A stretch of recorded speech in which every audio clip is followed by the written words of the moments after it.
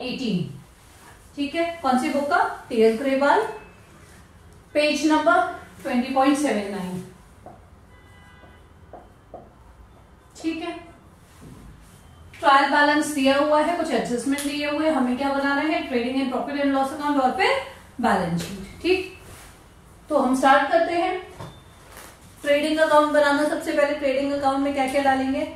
Adjustment में कुछ भी ऐसा नया नहीं है, कुछ भी ऐसी चीज नहीं जो पहले से अलग से बताने की जरूरत पड़े। अभी तक हमने इतने क्वेश्चंस कर लिए हैं।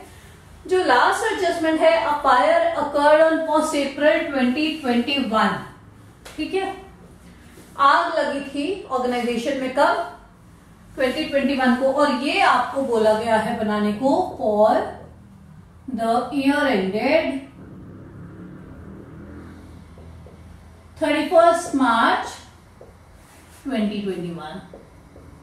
ठीक, अब आपको ये कब का बनाना है? 31 मार्च 2021 का। और जो आपका लास्ट एडजस्टमेंट है उसमें ये बोला गया है कि 1 अप्रैल 2021 को आग लग गई थी और उससे रिलेटेड कुछ डिटेल्स दिए हैं कि आग इतने रुपए का सामान जल के नष्ट हो गया था, इंश्योरेंस कंपनी जो कुछ भी दिया है। ठीक, और क्या बोलते हैं, स्टॉक जो है वो पूरी तरह से इंश्योर्ड था, ऐसा कुछ लिखा हुआ है। ठीक है, पर हमें क्या देखना है? हमें क्या देखना है कि हम कब बना रहे हैं? 31 मार्च को बना रहे हैं, और आग कब लगेगी? 1 अप्रैल को, यानी इसके नेक्स्ट डे लगी थी। सेम ईयर है, ईयर में डिफरेंस नहीं है, यानी जब हम ये फाइनल अकाउंट बना रहे हैं उसके अगले दिन आग लगी है। क्लियर?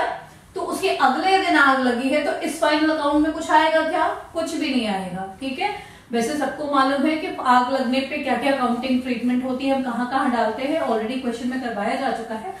तो अगर होता तो हम यहाँ भी करते, बट हमें ये जो एडजस्टमेंट दिया है इसे कंफ्यूज करने के लिए दिया है। बेसिकली हमें यहाँ पर कोई भी एंट्री नहीं करनी है, क्योंकि आग नेक्स्ट डे लगी है। हम जिस दिन यहाँ ये फाइनल अकाउंट बना रहे हैं उस दिन तक आग नहीं लगी। क्लियर?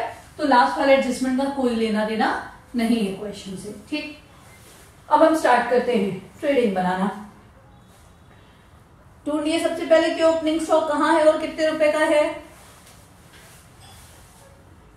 टू ओपनिंग स्टॉक कितने का है?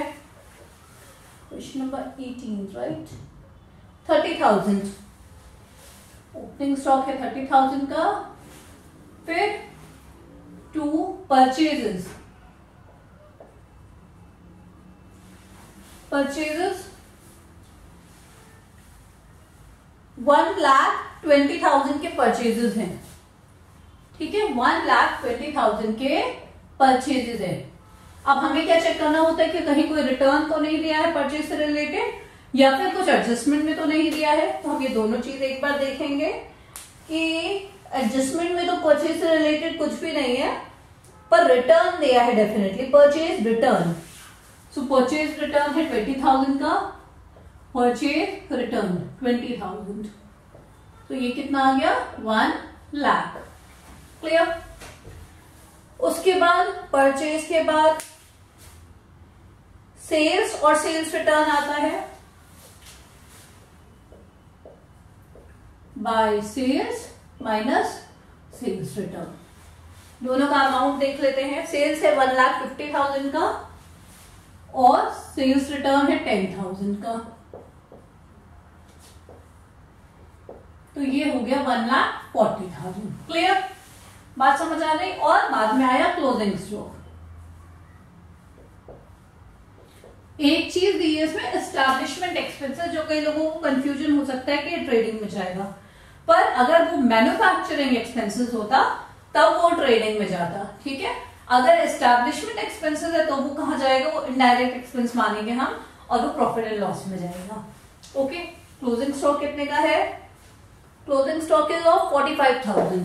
क्लोजिंग स्टॉक के 2 प्राइस दिए हैं, एक 45,000 दिया है और दूसरा दिया है 50,000। तो हमें कौन सा लेना है? दोनों में से जो कम है। ठीक है, दोनों में से जो प्राइस कम होता है हम वो कंसिडर करते हैं।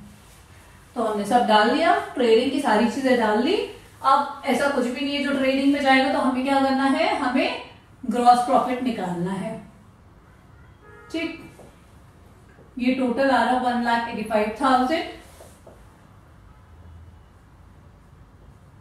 ठीक है, 1,85,000। और ये इधर का आ रहा 1,30,000, तो माइनस करेंगे तो कितना आएगा 2 gross profit carry down 55,000। Clear? तो ग्रॉस प्रॉफिट आ गया हमारा, हम ग्रॉस प्रॉफिट को पीएनएल में ट्रांसफर कर लें। ये हमारा प्रॉफिट एंड लॉस अकाउंट शुरू हो गया और हम अब पीएनएल में ग्रॉस प्रॉफिट को लेकर आ गए। अब हमें देखना है कि प्रॉफिट एंड लॉस में और क्या क्या चीजें जाएंगी। Let's start. कैपिटल और कैश कहाँ जाएगा? बैलेंस शीट में। बैंक लोन कहाँ जाएगा? बैलेंस शीट में। सेल्स रिटर्न, परचेज रिटर्न, ये सब हो गया। एस्टैब्लिशमेंट एक्सपेंसेस, ये आएगा प्रॉफिट एंड लॉस में। ये है 22,000। ओके, फिर टैक्सेस एंड इंश्योरेंस है। क्या है? 2 टैक्सेस एंड इंश्योरेंस। ये कितना है? ये है 5,000। और इससे रिलेटेड कुछ एडजस्टमेंट भी हैं। टैक्स और इंश्योरेंस जो है उससे रिलेटेड पहला एडजस्टमेंट दिया है, आप लोग देखिए। फर्स्ट एडजस्टमेंट क्या है? Taxes 3,000 are outstanding but insurance 500 is prepaid. इस टैक्स और इंश्योरेंस में आउटस्टैंडिंग टैक्स है 3,000 का, तो आउटस्टैंडिंग को क्या करते हैं? प्लस करते हैं। तो आउटस्टैंडिंग टैक्स है 3,000 का, ठीक है। और प्रीपेड इंश्योरेंस कितना है? प्रीपेड पहले तो ये हो गया 8,000 और माइनस प्रीपेड को क्या कर देते हैं? प्रीपेड को माइनस कर देते हैं, ठीक है। प्रीपेड इंश्योरेंस माइनस हो जाएगा। ये कितना है प्रीपेड इंश्योरेंस? दैट इज 500, ठीक। तो आपका क्या आ गया? 7,500। क्लियर है? आउटस्टैंडिंग यानी जो टैक्स अभी हमें देना बाकी है। प्रीपेड इंश्योरेंस जो हमने नेक्स्ट ईयर का भी ऑलरेडी दे दिया है, तो नेक्स्ट ईयर का जो दिया है वो हम हटा देंगे क्योंकि हमें करंट ईयर से मतलब है, हम माइनस कर देंगे। और जो हमें करंट ईयर का देना बाकी है आउटस्टैंडिंग, वो हम ऐड कर लेंगे, ठीक। तो ये हो गया टैक्सेस एंड इंश्योरेंस। अब आता है बैड डेब्ट्स की बारी। तो 2 बैड डेब्ट्स कितना है? बैड डेब्ट्स है 5,000 अगेन। इसमें लिखा हुआ है प्रोविजन क्रिएट करने को प्लस प्रोविजन, ठीक है। एडजस्टमेंट में लिखा है provision for doubtful debts to be maintained at 10,000। Provision for, आपको पूरा लिखना है, प्रोविजन फॉर डाउटफुल डेट्स, ठीक है। जो प्रोविजन एडजस्टमेंट में दिया उसको हम क्या बोलते हैं? न्यू प्रोविजन, ठीक है। जो एडजस्टमेंट में दिया वो क्या हो गया? New provision. कितना क्रिएट करना है? 10,000। यहां पर आपको अमाउंट निकाल के दिया हुआ है, आपको कैलकुलेशन नहीं करनी है। तो न्यू प्रोविजन कितना है? 10,000। क्या ये होता है? क्या तरीका होता है? Bad debts plus new provision minus old provision. तो पहले न्यू प्रोविजन को ऐड कर लेंगे, 15,000 हो गया। अब हम देखेंगे कि ओल्ड प्रोविजन दिया है क्या? बिल्कुल दिया है। बैड डेब्ट्स के जस्ट नीचे दिया है provision for doubtful debts. Old provision कौन सा हो गया? जो ट्रायल बैलेंस के अंदर दिया है। ट्रायल बैलेंस के नीचे एडजस्टमेंट में जो दिया है वो न्यू प्रोविजन है, ट्रायल बैलेंस के अंदर जो दिया है वो ओल्ड प्रोविजन है। तो ये हो गया आपका old provision for doubtful debts. समझ आया? जो ट्रायल बैलेंस के अंदर है वो ओल्ड प्रोविजन है और उसका अमाउंट है 7,000। तो हम इसको 7,000 को माइनस कर देंगे, तो कितना आ गया? 8,000। क्लियर हो गई बात यहां तक? इसके बाद डेटर्स, क्रेडिटर्स, ये सब बैलेंस शीट में जाएगा। कमीशन है और क्रेडिट साइड में, क्रेडिट साइड में मतलब इनकम हो गया, तो बाय कमीशन, ठीक है। कमीशन अगर क्रेडिट साइड में है तो मतलब इनकम तो हम भी कहां डालेंगे? क्रेडिट साइड में डालेंगे। इसका मतलब कमीशन हमें मिला है और कमीशन का अमाउंट है 5,000। और साथ में एक एडजस्टमेंट है कमीशन से रिलेटेड कि 1,000 रुपीज हमें एडवांस कमीशन मिल गया। हमें क्या मिला? नेक्स्ट ईयर का कमीशन एडवांस में मिल गया है। तो अगर कोई चीज आपको नेक्स्ट ईयर की मिल गई है तो आप क्या करोगे? आप उसे सब्ट्रैक्ट कर दोगे, क्योंकि हमें सिर्फ करंट ईयर का कैलकुलेशन करना है। तो हम नेक्स्ट ईयर की चीज को जो हमें एडवांस कमीशन मिला है वो हम क्या करेंगे, सबट्रैक्ट कर देंगे। ठीक है, कितना आया ये, समझ आई बात, क्लियर। तो ये हो गया कमीशन से रिलेटेड। उसके बाद डिपॉजिट्स, ये सब बैलेंस शीट की चीजें हैं। अब ट्रायल बैलेंस में जो कुछ भी दिया है वो सब कुछ बैलेंस शीट में जाएगा। अब हम एडजस्टमेंट में देखेंगे कि प्रॉफिट एंड लॉस में और कुछ जाएगा क्या। पहला एडजस्टमेंट हमने कर लिया, टैक्सेस वाला, इंश्योरेंस वाला, ये कर लिया ना हमने, आउटस्टैंडिंग और प्रीपेड, पहला एडजस्टमेंट। दूसरा एडजस्टमेंट कमीशन हमने कर लिया। तीसरा adjustment doubtful debts, we have done it already. ठीक है, डेप्रिसिएशन फर्नीचर, डेप्रिसिएशन नहीं किया अभी हमने, वो कर लेते हैं, टू डेप्रिसिएशन ऑन फर्नीचर। ठीक है, ये कितना है, तो depreciation on furniture is, furniture कितना है 6000 और डेप्रिसिएशन चार्ज करना है 10%, तो कितना हो गया 600। ठीक है, अब इसके बाद क्लोजिंग स्टॉक हो गया। थर्ड एडजस्टमेंट एक रह गया अभी हमारा, जो हमने मिस कर दिया शायद, कि interest 2100 is to be received on deposits. Third adjustment जो सी एडजस्टमेंट है, interest 2100 to be received on deposit, यानी जो डिपॉजिट्स है, जो बैंक में पैसे जमा है, उसके 2100 इंटरेस्ट मिलने हैं, इसी साल के मिलने हैं। क्लियर, तो ये हमारा इस साल का क्या हो जाएगा, इनकम होगा। तो हम कहां दिखाएंगे, क्रेडिट साइड में। ठीक है, ये हमारा इनकम होना चाहिए, तो हम क्रेडिट साइड में दिखाएंगे 2100। ठीक है, और इसी थर्ड एडजस्टमेंट में एक चीज और है, interest on bank loan is to be paid. ये जो थर्ड एडजस्टमेंट दिया है, इसी में एक और चीज है कि इंटरेस्ट ऑन बैंक लोन देना है, पे करना है, इज, तो ये साल के एक्सपेंसेस में आ जाएगा। ठीक है, 3000 रुपीज ये साल के एक्सपेंसेस में आ जाएगा, है ना, बैंक लोन पे जो इंटरेस्ट देना है।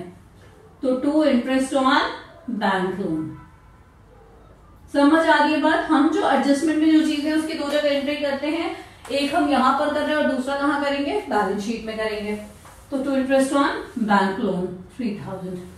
क्लियर, अब कोई एडजस्टमेंट रह रहा है क्या, is there any adjustment left, no, all the adjustments are done. ठीक है,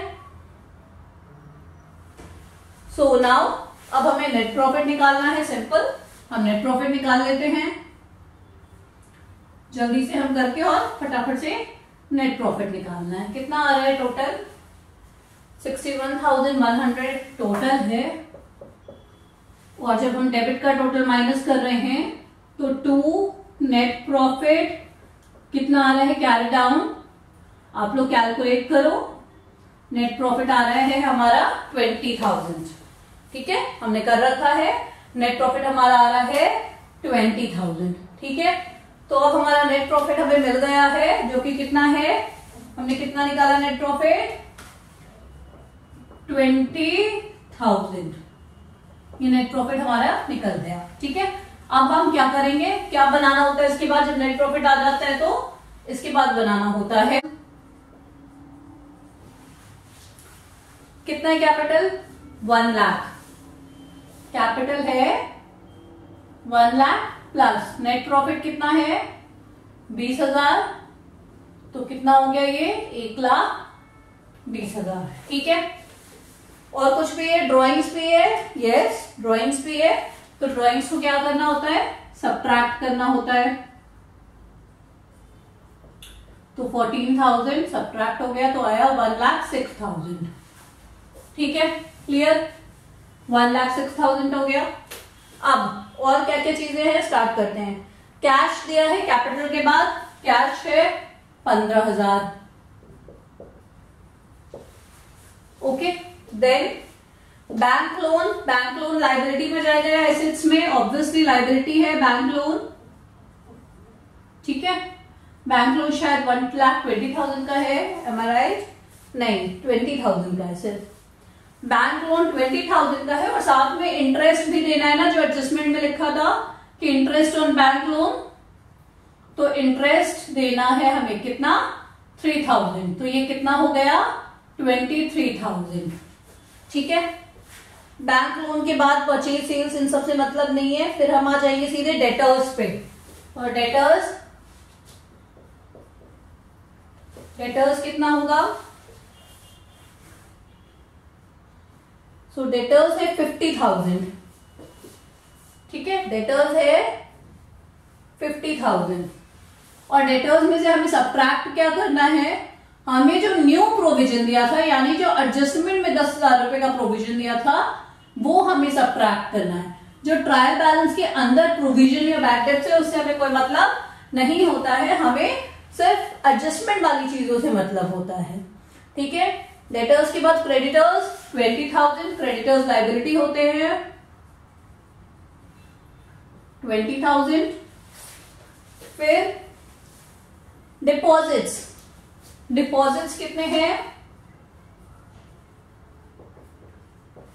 डिपॉजिट्स है 30,000, 40,000 है।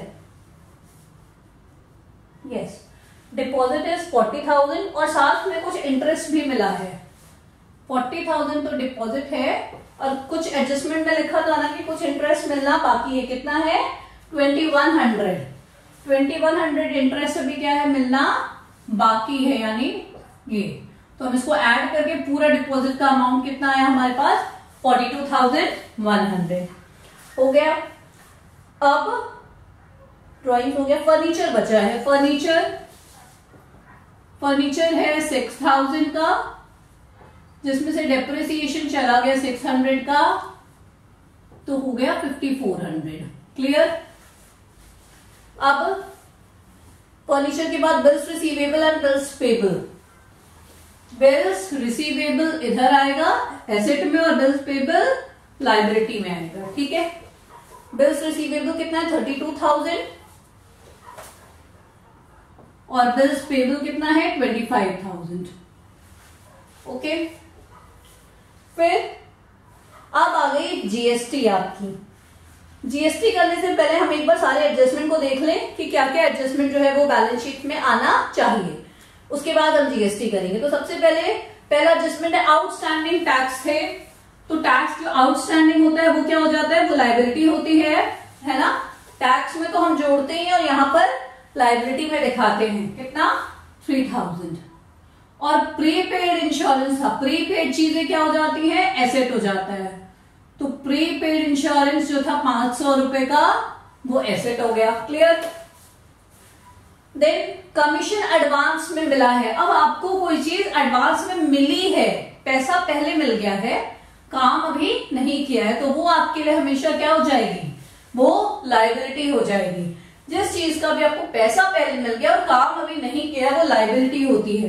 तो एडवांस कमीशन क्या है, एडवांस कमीशन इज लाइबिलिटी। ठीक है, लॉजिक ये याद रखना है कि अभी अगर हमें कोई चीज पहले मिल गई और हमने सर्विस नहीं दी है तो दैट इज लाइबिलिटी।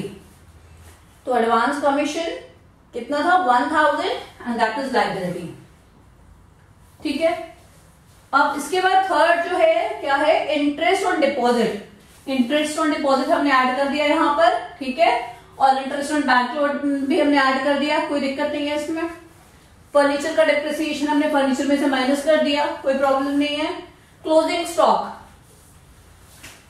स्टॉक डाल लेते हैं, कितना है 45,000। बात समझ आ गई, हमने सब कुछ कर दिया, एडजस्टमेंट भी सारा हमने कैलकुलेट कर लिया। बचा क्या अब हमारा जीएसटी। अब हम जीएसटी का देख लेते हैं क्या जाएगा अमाउंट भाई। जीएसटी सो कैसे लेते हैं, पहले आउटपुट लिख लें और फिर इनपुट लिख लें। ठीक है, IGST, CGST, SGST. GST set of के 2 रूल पढ़ाए थे मैंने जीएसटी चैप्टर में, जिसको याद हो बहुत अच्छी बात है, नहीं याद है तो go in back to that lecture और देखिए कि क्या रूल था वो। ठीक है, तो आउटपुट जो जीएसटी है वो ये है 6,000, 8,000, 8,000, ये आउटपुट की बात है। और इनपुट में आईजीएसटी में कुछ भी नहीं दिया है, इसमें 10,000 और 10,000 दिया है, ठीक है। आउटपुट को मैं ब्रैकेट में रखूंगी, आउटपुट ब्रैकेट में रखेंगे ताकि क्लियर रहे कि आउटपुट कौन सा है और इनपुट कौन। दो रूल थे जीएसटी के, सेट ऑफ के दो रूल थे। पहला रूल था जिसमें इनपुट आईजीएसटी ज्यादा होती है आउटपुट आईजीएसटी, सिर्फ आईजीएसटी का रूल ध्यान में रखना, ठीक है।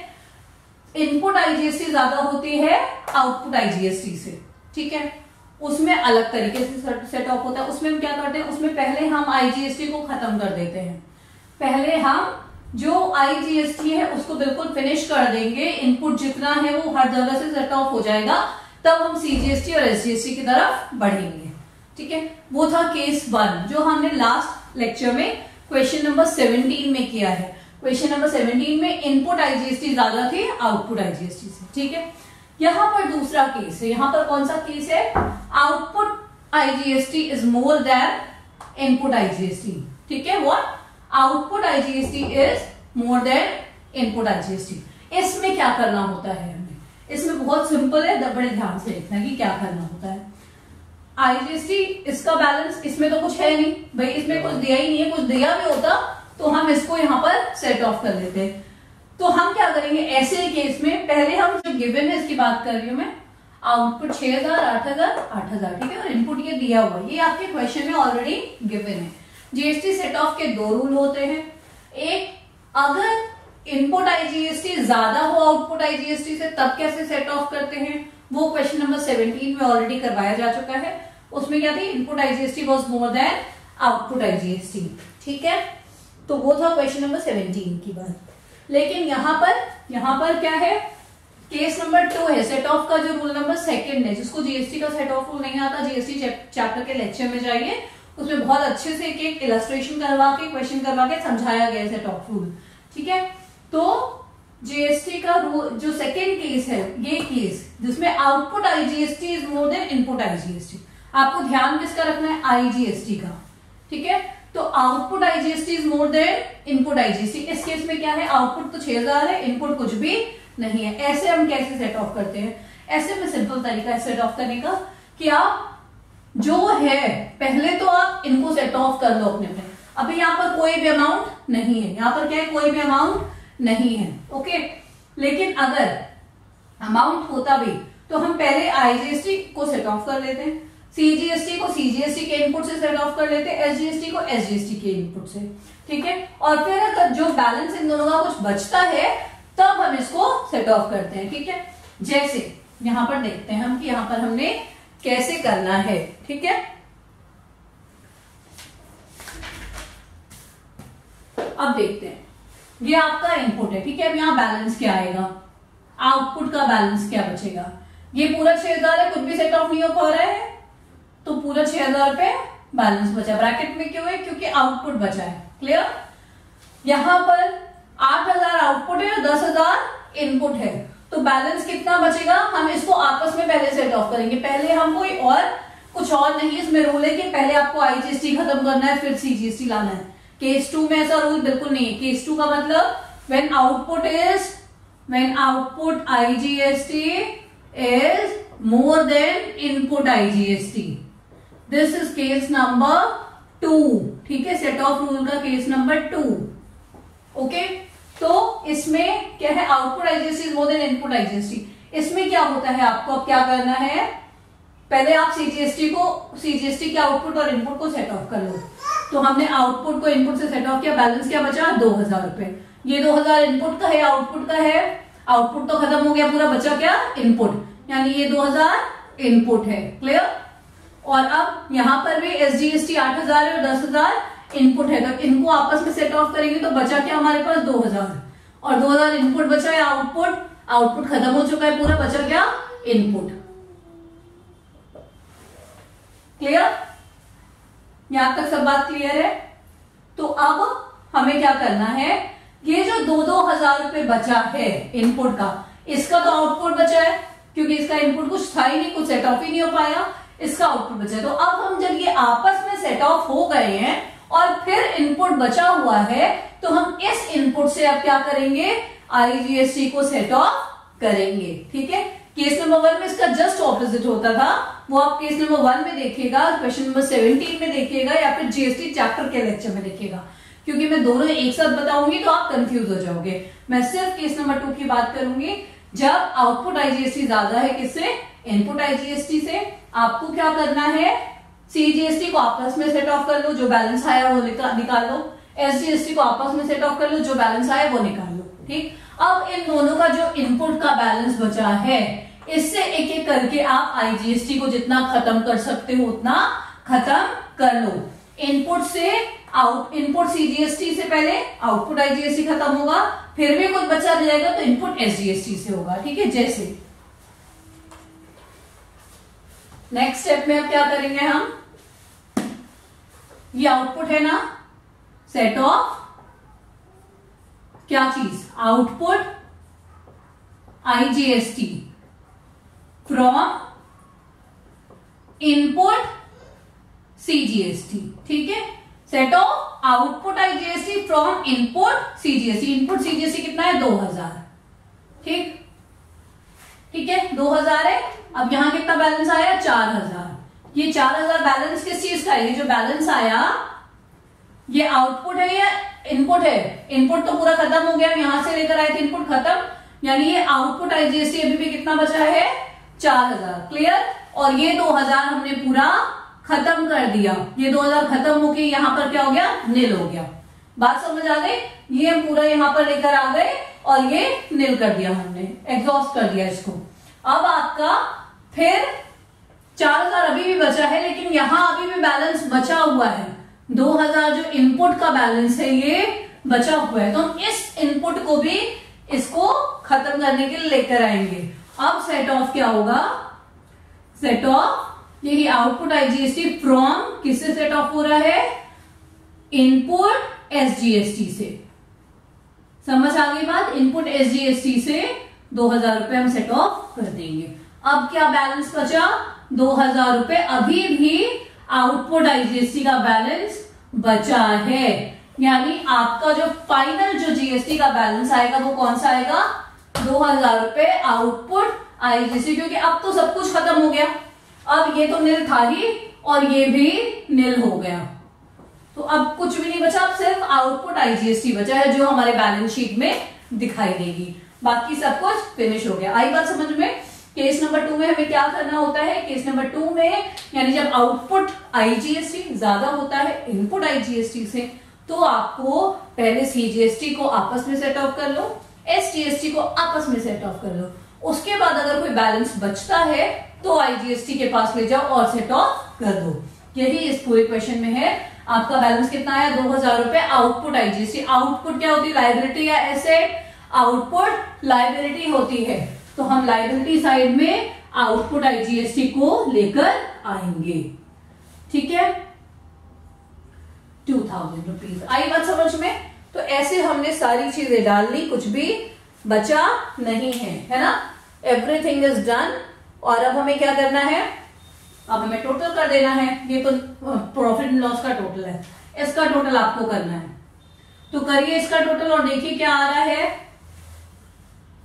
इसका टोटल आ रहा है 1,80,000। दोनों तरफ का टोटल बिल्कुल सही आ रहा है, आप लोग भी चेक कर सकते हो कितना आ रहा है, 1,80,000। ठीक है, तो दो अलग अलग क्वेश्चन थे। कल हमने क्वेश्चन 17 किया जिसमें जीएसटी हमने अलग तरीके से सेट ऑफ किया था। क्यों, क्योंकि वो केस नंबर 1 था, वहां पर इनपुट आईजीएसटी ज्यादा था आउटपुट आईजीएसटी से।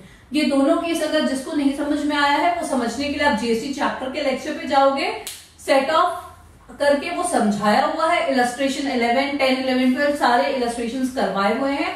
उसको जब आप समझोगे आपको क्लियर हो जाएगा कि दो रूल क्या है जीएसटी के। ठीक है, तो ये था हमारा क्वेश्चन नंबर 18। ठीक है, हमने क्वेश्चन